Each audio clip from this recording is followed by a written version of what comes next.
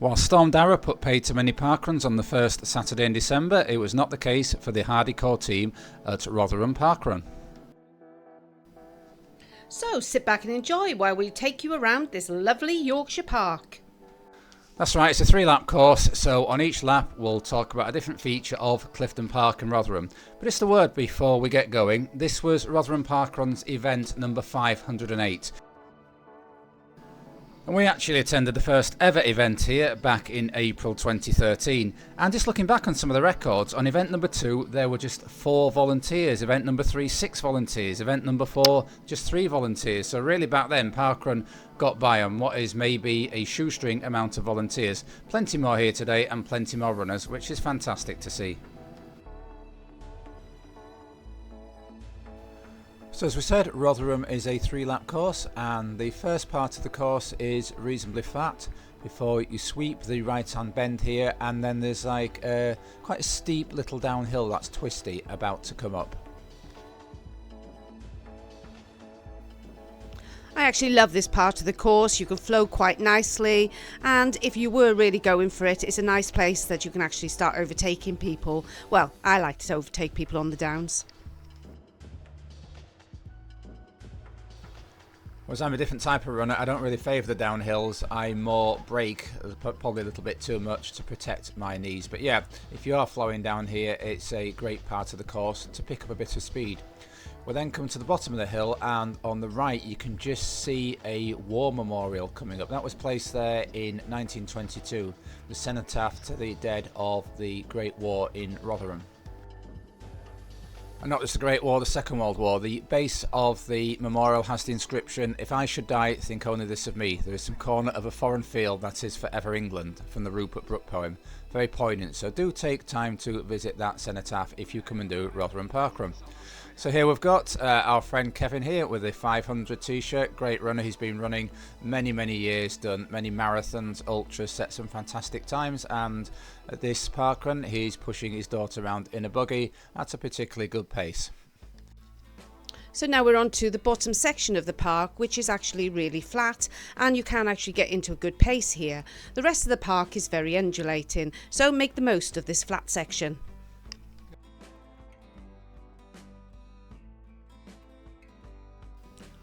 And just passing on the left here, there's a large, I think it's a water play area. In summer, it's teeming with kids and families. Not so much in Storm Darragh on a cold December day. But yeah, that's a great attraction for the park. And I think we're just coming up in a minute to little land trains that we're running, just passing on the left here. You normally see them at seaside resorts. We're seeing them at Weymouth, I think, and we're seeing them at Bridlington. But here they are in the centre of Rotherham, South Yorkshire. We'll then come to a section where there is a slight climb for about 150 yards. You can still maintain a good rhythm and a good pace, but once we get to the end of this section here, we take a right and the climbing bit of the course does start.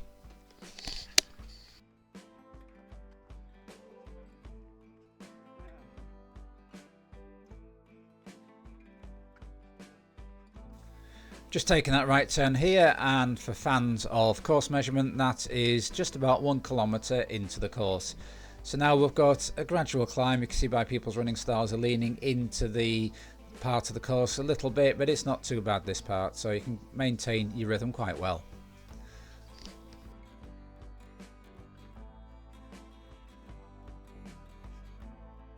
When you get to the top of this part, you take another right and the course flattens out a bit. So Clifton Park Rotherham has served the people of that town since 1891, when the Rotherham Corporation purchased the area of land for £23,000 and opened a municipal park on it.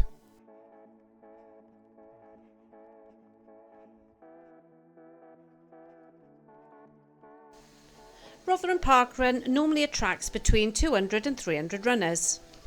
And we've got a runner here from the Norfolk area in front of us from Coltishall Jaguars. Anyway, back over time, the average attendance at Rotherham was just 93. That's going right back over the 508 events. So I always used to puzzle us a little bit that here's an attractive park in a large town, really nice parkrun route, and it didn't get very good numbers, but more recently the numbers have gone up, which is excellent to see.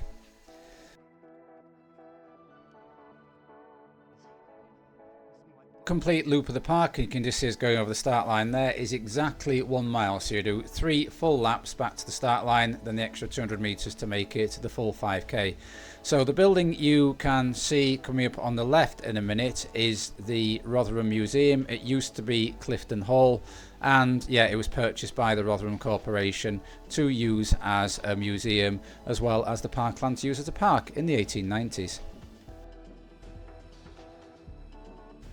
So how many times do you get to see Roman remains at a parkrun? We can think of Colchester Castle, which we went to earlier in this year. Anyway, just to the left there are some columns from a granary store from the old Templeborough Fort, which is nearby to the park. When the steelworks was being built there in the 1920s, the valuable Roman artefacts were brought to this park, and you can still admire and enjoy them to this day. So apart from Colchester Castle Parkrun and Clifton Parkrun, can you think of any other parkruns in the UK where there are Roman remains to be seen?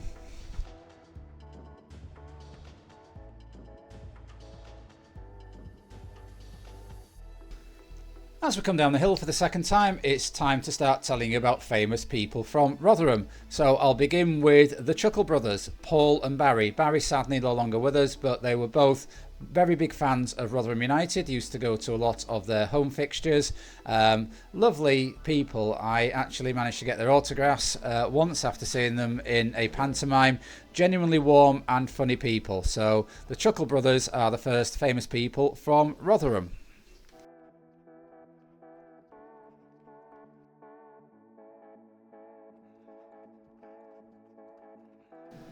As we just passed by the land train again, the second famous person to come from Rotherham is David Seaman, the ex-England goalkeeper, 75 caps for England, and he famously played in the 2002 World Cup quarter-final against Brazil. So there we go, we have the Chuckle brothers, the comedians, and we have David Seaman, the famous goalkeeper.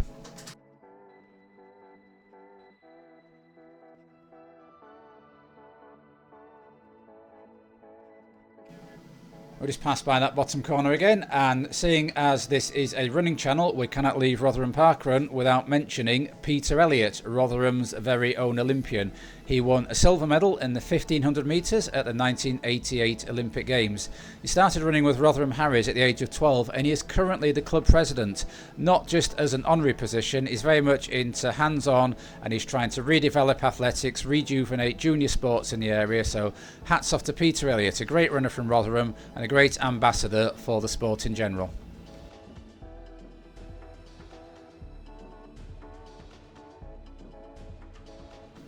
Lovely part of the courses, flows very well, nice smooth tarmac there, trees on either side, and whatever the weather, you will get a fantastic run at Rotherham Parkrun.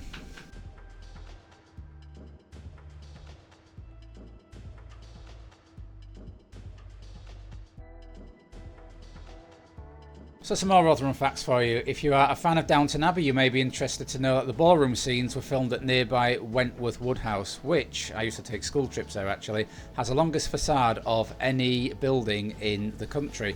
Another fact is that Jeremy Clarkson actually trained as a journalist, believe it or not, on the local Rotherham Advertiser.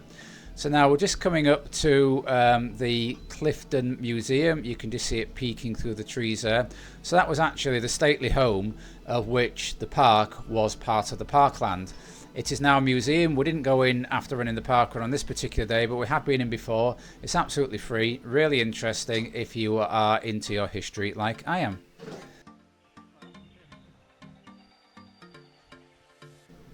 So Clifton House was built in 1783 for a man called Joshua Walker, who had made his fortune from the local iron and steel industries. And right up to 1980s, Rotherham was well known for its contribution to the steel industry. Sadly, most of that has gone now. It was shut down in the 80s. In fact, South Yorkshire in general wasn't a great place to be in the 1980s, with coal mines closing and the Barnes in Doncaster areas, and the iron and steel industries of Rotherham and Sheffield going into decline. But this park itself was renovated between the years, I think, 2008 and 2011. So trying to bring some pride and spirit back to South Yorkshire, which suffered so badly in the 1980s.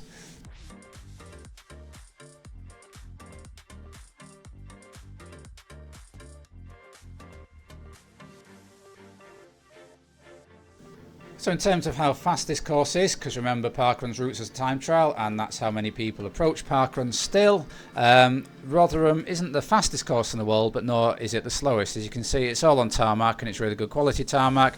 There's a few undulations, but the course record for the females is held by Samantha Hughes with a time of 17 minutes and 47 seconds.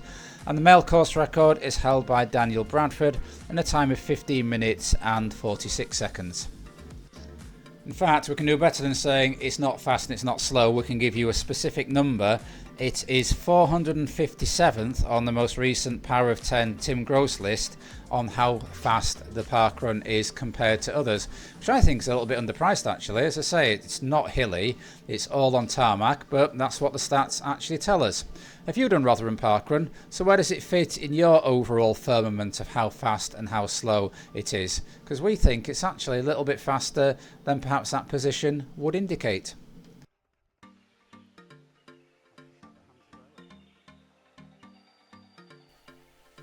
And around the bottom corner for the third and final time.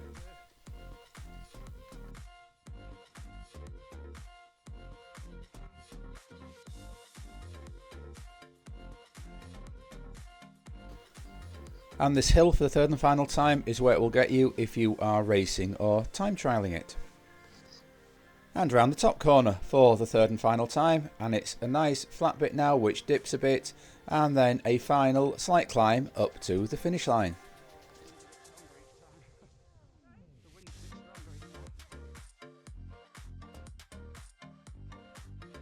And as you can see, even on this 3-lap course, the nice wide paths mean there is very little congestion even when you're passing people who are behind you in the parkrun.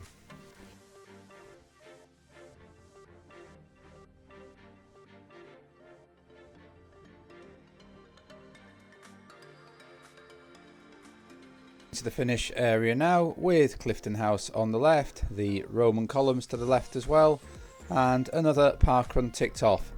Lovely morning up at Clifton Park in Rotherham. Many thanks to all the volunteers who turn out, a few more than the 3, 4s and 5s that were in the early days of Rotherham Parkrun, and we cross the finish line now. Nice long finish funnel as well, so there's never going to be any confusion or mix up with the results.